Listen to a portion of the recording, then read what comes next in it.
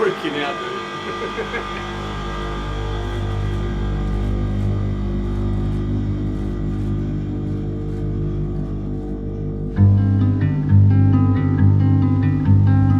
There is a strange contrast in play with gemstones, from the wild towns at their first mined to the polished environment of a jewellery studio. And that's what's led me here to explore the origins of these stones. In this first episode, we're headed to the Central Highlands, Queensland. It's one of the largest sapphire bearing areas in the world. Funnily enough, a town with no rubies. Welcome to Rubyvale.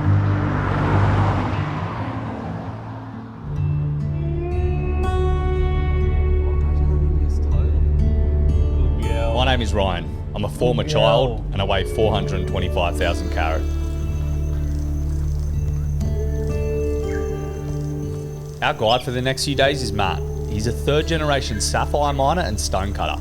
Unlike a lot of people who have flocked to the gem fields, Matt was born right here in Rubyvale. It's my old school bus stop. I love it. I haven't been here for years. Really? Yeah, how's that? Rubyvale is a wild place. It's harsh, tough living. It's a town of bare essentials, just enough to get through the mining times on your claim. You wouldn't call it run down because it's just never been built up. But what's under the earth is why everyone's here. In Australia, like, a lot of huge amounts of sapphires come out of here. Yes. So what would they need?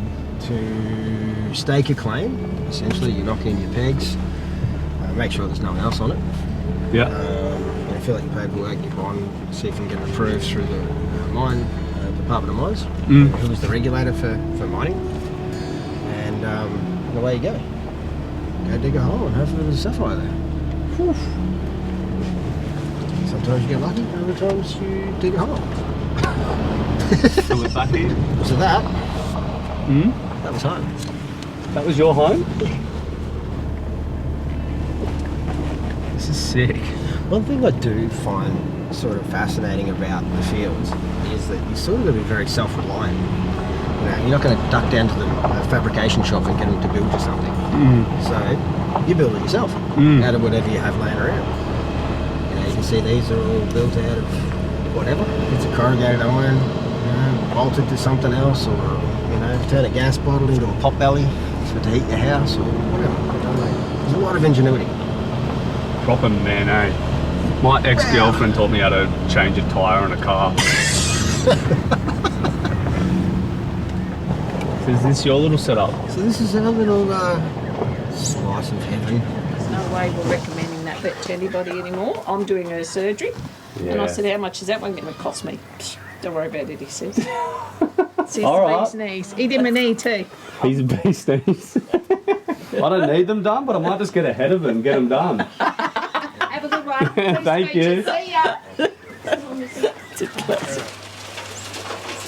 There's three types of sapphire mining: surface mining, underground hand mining, and large-scale commercial mining. Matt's operation was underground hand mining. This was Matt's claim, a wash plant sitting 40 feet above the tunnel system below.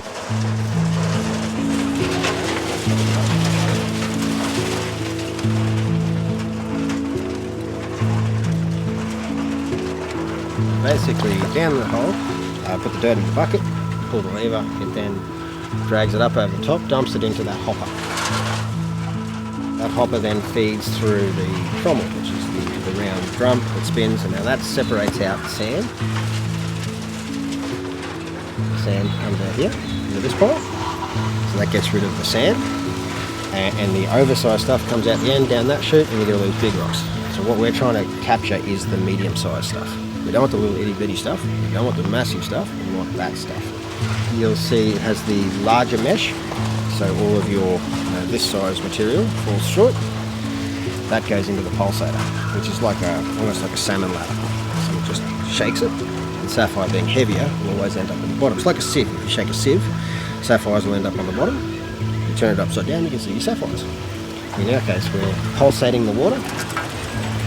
Any excess goes over the tongue and shoots out that way. And the water is circulated back through these drums, and hopefully the pulsator ends up full of sapphires. One with the bucket. Gotcha. You ready? Yeah. Wish me luck. Bye-bye.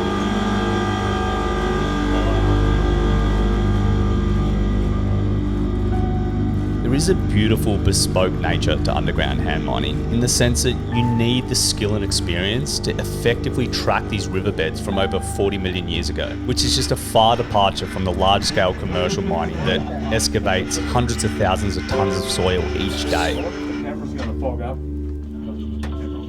Matt's father, Max, bought this mine off the previous owner about 20 years ago, meaning that some of these tunnels were 40 to 50 years old. So you're looking for spots where heavy things end up. Big boulders, ironstone, stuff like that. Sapphires are a heavy, dense material. So essentially they're going to settle, like if you were to throw things into a creek, they're going to settle into the lowest point. So we're looking for lowest points. Right down at the bottom you're going to have granite, like a granite base, which is underneath a band of wash. And you see there's lots of rocks and stuff in it. So the bigger the rock, the heavier. You're hoping that sapphires would get caught in and around them. And then you work your way up, you'll have bits of clay. So you're looking, they call it a wash band. Actually, this wall here is probably a good example of it. No rocks, sandy materials. You see they move around the walls, they upshift, like the creeks and stuff do. But you can see just different layers that's settled over millions and squillions of years. Very occasionally, you can just pick them out of the wall, but I'm just not that lucky. So this is all big, heavy rocks. So it must have been a depression or a low spot. Doesn't mean it's got sapphire in it, but So, it sort of does. yeah. So essentially this would have been like a riverbed Yeah. a million years ago or so. Yeah, exactly right. Yep. 40 million. 40 million years ago, yeah.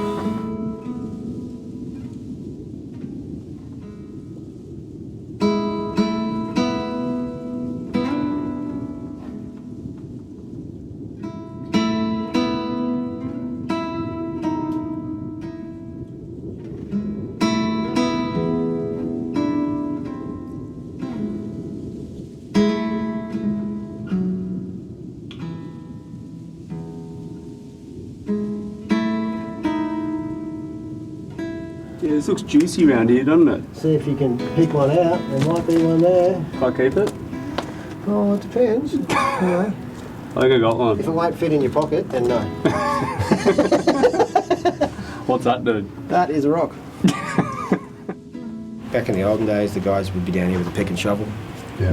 You know, those little kerosene lantern. And away you go. Some cutlery. And then we get a bit of power, then we can use a jackhammer, it's more efficient. We've still got shovels. Yeah. Which is what it is. Can't avoid some things, eh? Oh, look, it is. You've just been hacking at that wall. Yeah, this morning. Yeah.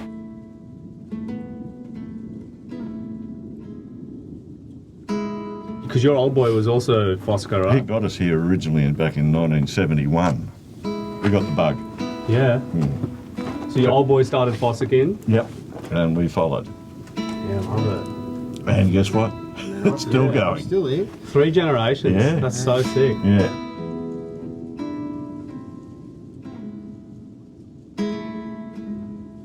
No one's seen this dirt. Well, probably not since there was people. Ever. Yeah. Yeah, it's pretty cool.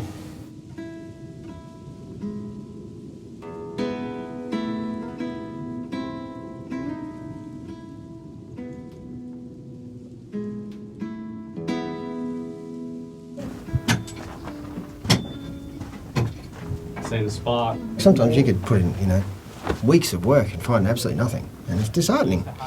It is what it is. The more dirt you put through, the more chance you got. A lot of luck involved. A lot Yeah. of luck involved. Yeah, it can be challenging, especially when you back your back for days and days and then find Yeah. nothing. So I get carpal tunnel for typing on my laptop. You guys got no idea. you don't know the pain. And yeah, if you got big rocks, that's a good sign. So there could be, sitting in that pile of dirt, Something juicy. somebody's Yeah. proud engagement ring. It must just be so irritating seeing the big commercial mines just hooking in the excavators and you're down here with a pick. If we could come in with a fleet of earth-moving gear and an unlimited budget, rip the whole lot out, and then it's just a numbers game. And if you've got enough bulldozers, you can dig a hole. What I sort of like about this is that you've got to try and figure it out. Now you take it, grab some sheets of metal and turn it into a digger. This is about actually hunting for it, finding it, then taking it, and this thing that has been stuck here in this wall 40 million years, or however long it is. No one's ever seen that before. You're the first. And then you can facet it, and then you get the angles right, and you get this amazingly spectacular thing that just happened to be stuck in the dirt, out in the middle of nowhere, for millions of years. It's literally, it's a miracle that they survive. That's sort of cool. It makes it worth. Beautiful. You know what I mean? It's a bit Yeah. of a... Anyway, to me, it does that sort of... 100%. Half the time when you guys have a freshly cut stone, it's probably been through 3 hands before the Yeah, like it's that, been that's taped how many into a people ring. have touched it ever. Yeah. Like ever.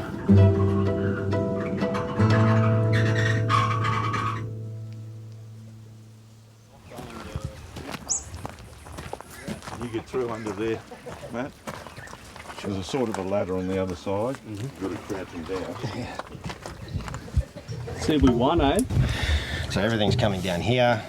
It jumps to next. So light stuff makes its way down. So any heavy stuff should be caught in the first couple. Okay. So right, you're sort of making your way through this. Because they're going to be settled at the bottom. Okay. Do you bother with any other stone? And you see this? Yeah. We on?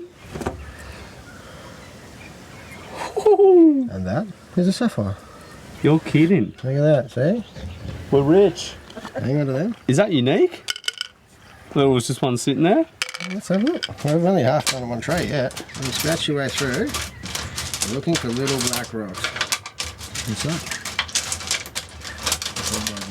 Yeah, it's a sap. Yeah? See the colour through it? True. It's what they call a bomb, so it's a heavily fractured sapphire. Yeah, so it's okay. not good for anything, but it is technically, that's corundum. Good God, we're rich. There's another little sap. Oi! Get in. There's a sapphire. That one's probably not facet grade, but Really? nah. Heavily included? Yeah. What are you? Mate, Hey? what a A bit go. of green in there. Good. Oh, God, I thought that was a... Wait, is that a sap? It's sap. Just probably not facet grade. I don't know. I mean, that, Dude, how's that actually, little check that out. triangle? You see the triangle? Yeah. That's what they call a pharaoh's eye. So that's where you have a colour surrounded by another colour. Whoa. That's the Illuminati. How cool is that, eh? What have we got here? That. Oof. Little peachy. That, I would say, that's probably a zircon. Yeah? So we get, you know, these amber-coloured zircons in Australia as well. Yep. Slightly denser, so slightly more higher specific gravity. A little bit softer. Super pretty. Actually, a higher refractive index than sapphire. Yeah, really? Yeah. Throw that one in there. We're on again. I think. Oh yeah, not. It is a sapphire, but it's That can be for my missus. not a great one. She's a bit how you doing? Yeah. Today we put through maybe 10 or 15 buckets. Mm-hmm. So to actually, which, you know, there's a few little pieces there. Yeah, yeah. Whether or not any of them will cut, I don't know. We have to have a closer look. I'm sceptical. Yep. And then other times you can put, say, 3 buckets through and pull out a 8-carat beautiful teal thing. You know, it's amazing. Or 100 buckets and find absolutely nothing. That little triangle thing. It's cool, man. So when you cut that triangle one, would you cut it so that triangle is it like that pattern is visible? It depends. I think with that piece, it's quite flat. Okay. So it hasn't got the depth. Yeah. I mean, what we could do is Portrait cut? portrait cut. Yeah. And try and position. Interesting. I'll show you. This is see, this is off table. See, it's like a greeny colour. If we turn it sideways, Wow. on table.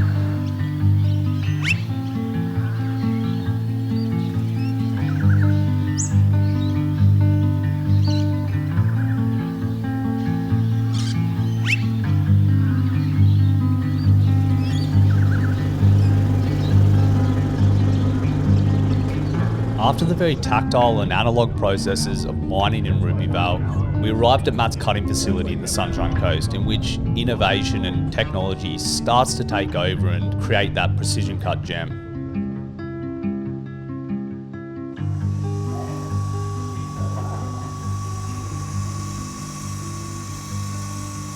This is this 8-carat piece that we found yesterday. Yep.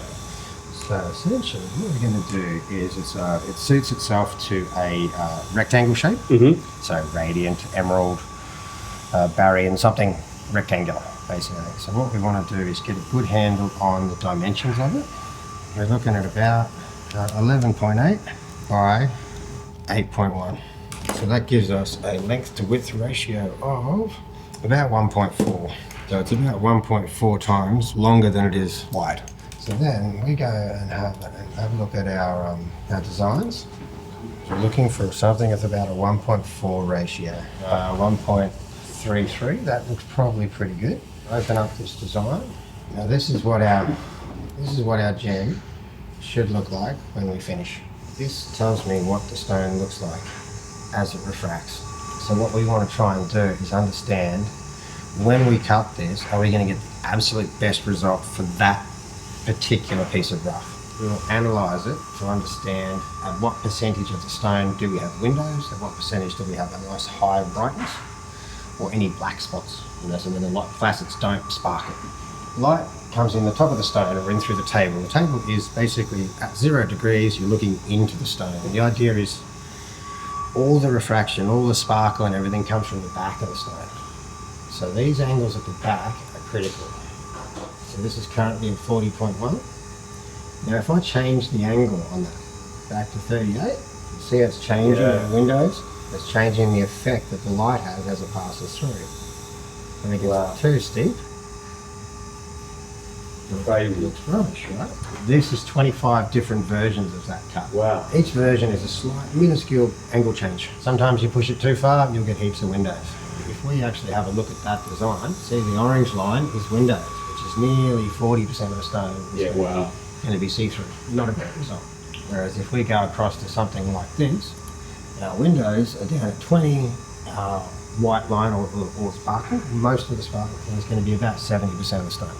So if I was to click on that facet there, so now there's P4 is what this facet is called. There's 4 of them. They're all exactly the same. Now they're done at 40.01 degrees and 12, 36, 60 and 84. So that is indexes. So we basically divide 360 degrees into 96 separate portions. So then you have at index number 12 and index number 36, 60, 84 at that angle, cut to that same depth, should give you this result. It's easy in theory.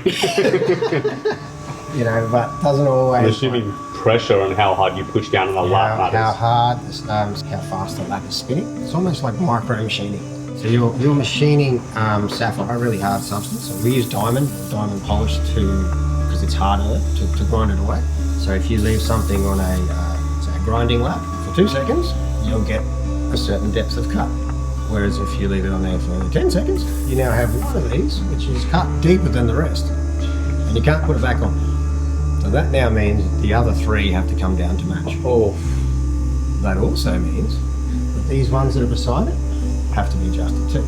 So one little muck up. So you left on a bit too long, or I just happen to be playing with my phone. I now get to recut essentially most of these facets to try and make it work. Oh. How each of these facets come together and they will touch perfectly. That's called a meet point.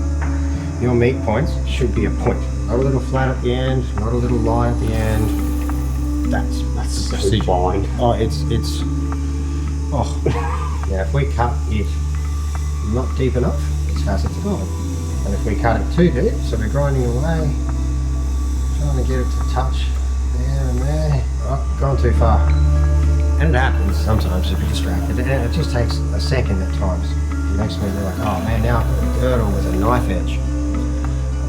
Redo the girdle, redo the angles, put your facets back in, and every single facet you do is done 3 times.